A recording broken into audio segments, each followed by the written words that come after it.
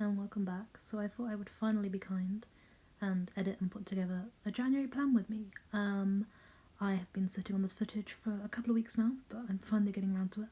I don't plan on doing this every month, but I wanted to show you how I plan on using this journal and the different pages and spreads that I'm going to set up every month, so that's why I'm showing you January. Don't expect these regularly.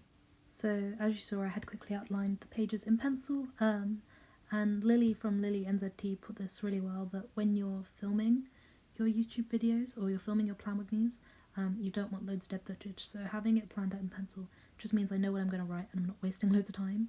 But I wouldn't do that if I was just going to do it unless I was planning in advance. Maybe then I might do it. Anyway, so I'm starting with a cover page. A while ago I decided I was going to write a to watch list and then I decided against that, so that's why I'm covering that up. I still don't know how I feel about cover pages, to be honest. I tend to make one because I find it divides my journal nicely, but I probably won't put as much effort into it this often, but I thought I would make the effort for January, and since I was filming it, I thought we'd go all out and do a proper cover page, but sometimes I will literally just write the month and maybe put some stars around it. It's just a good way of dividing my journal, but I'm not too fussed about having a proper cover page. So I'm using these letter stamps like I did in my yearly setup to do the header, handwriting January 2020, and then I have this little stamp thing of some flowers that Lindsay from Bookish Lindsay sent me really kindly in a letter. I skipped a lot of footage here because you don't need to see 5 minutes of me rearranging stickers, but that is what I'm doing, and then I am sticking those in. It's pretty self-explanatory. These are from Pinterest. It's a whole controversial topic about where to get your photos from. Lily NZT always promotes using ones from Unsplash because there's no copyright on them, but I find I can find much nicer ones on Pinterest.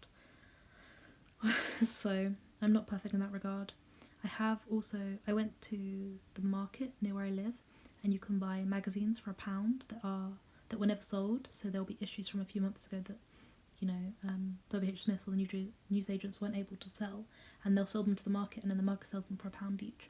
And I bought a couple of these, and I picked them based on the photos that were in them, and I'm going to cut them up and use those photos. I realise again the copyright issue is still there, but it means I can have really nice glossy photos for a reasonable cost, because printing nice glossy photos is A, impossible because they never come out that nice, and B, it's really expensive to print in colour, especially because I don't have a printer here at uni.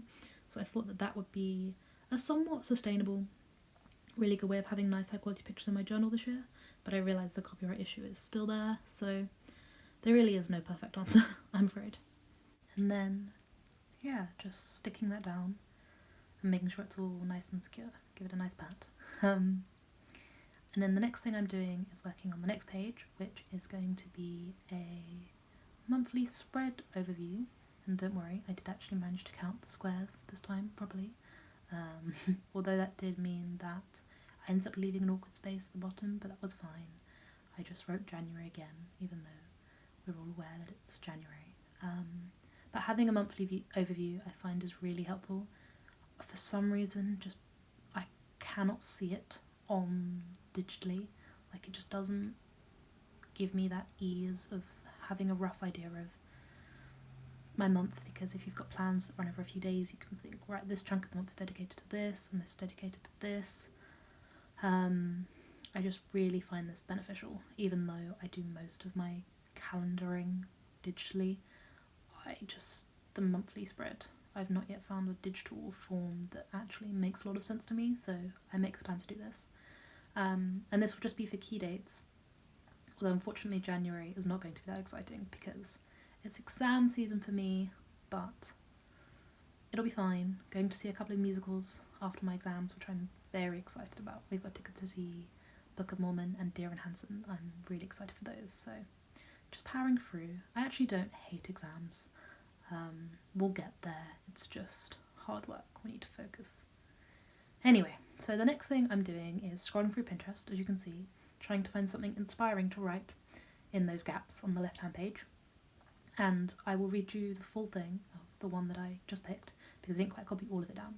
It says, It can be tempting to live your life like a prequel, to live as if you're setting up your own story, and once you lose the weight, once you have the money, once you graduate school, once you're in a real relationship, once, then finally you'll begin to live. And everything you do up until that point is some kind of half-life, some unimportant forward you can skip. Don't do this. Inhabit your life completely. Sink fully into the wealth of your existence. The power to manifest is in the fearless owning of who you are, so you can shape where you're going. And it was that last sentence that really hit me, because it's almost a contradiction, because they talk about how then you can shape where you're going, and that's your future, even though they've just spent the whole time telling you to enjoy the present. And that contradiction of, when you own the present, then you can own the future, just really, it made me think. And so I decided that was what I needed to go here. This year has definitely been about me learning to enjoy the present, because nothing crazy happened in 2019, but it's definitely been one of the happiest years of my life. So many small happy moments, and I'm realising that that's, what life is and what I value right now.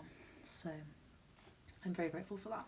So yeah, I'm just writing that here to remind myself to think about those things, Anyway, that's your deep moment from me. Over. On to the next page, which is a habit tracker, which, spoiler alert, I failed to use. It's currently the 9th of January, and I only use this habit tracker for about 3 or 4 days. Personally, I find weekly habit trackers I've been able to stick to, but I really struggle to stick to monthly habit trackers. I don't know why.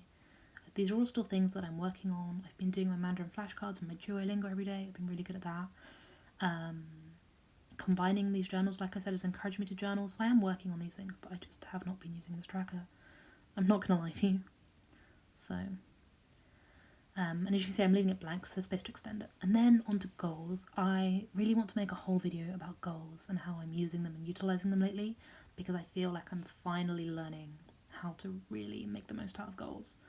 But I always write myself a set of monthly goals, and what I'm doing here is I looked back at my yearly goals and made sure that my monthly goals are helping me work towards my yearly goals, because you can't just set yourself these really big ambitious yearly goals and never actually work on them. So looking back on them and thinking, what can I do this month to help me get towards my big yearly goal, is a really great tip that I would recommend. And then the next page is January highlights, and this will obviously be left blank, and then I fill it in as the month goes on. Anything amazing that happens, I write it down, and I've been doing this for the last few months and I really like it. I'll just write down any small moments that really brought me a load of joy, and having that to look back on is great because they're easy to forget. And then I'm writing a to-do list for the week, or that will go here eventually.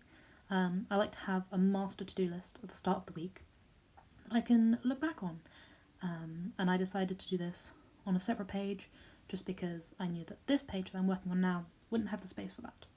So what I have decided to do this year, and so far it's working great, but I will let you know how it goes, is that every day I give myself a column, and I can do whatever I want with that column. Because the issue I found with previous planning techniques is that I want different things every day. Some days I want to write a to-do list, some days I want to write a done list, some days I want to schedule, some days I don't need anything, some days I want to journal and reflect. So I came up with this idea that I would just give myself a column every day, and then I can use them in completely different ways if I want to. And so far it's only been 2 weeks, but this is working amazingly. So I'm really hoping I've cracked journaling and that this will help me to journal more. As I said, this year I'm combining my reflective journal where I, talk about my feelings and write. I'm combining that with my planner where I write my to-do lists and plan my week. And I'm hoping that by having one notebook, I'll just carry it everywhere and use it with me loads more. And so far that's working, but we're only 2 weeks in, so I'm not going to get my hopes up just yet and promise that it's sustainable, but it's what we're trying, and so far it's working great. So just finishing off this, and then we are done. That is my January setup. I'll give you a nice overview. This is that cover page. So as you can see, there's that quote. I did shorten it a little bit because it was quite long.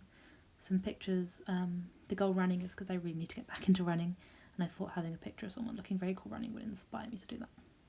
So yeah, thank you for watching. I will see you very soon. I hope you enjoyed this video.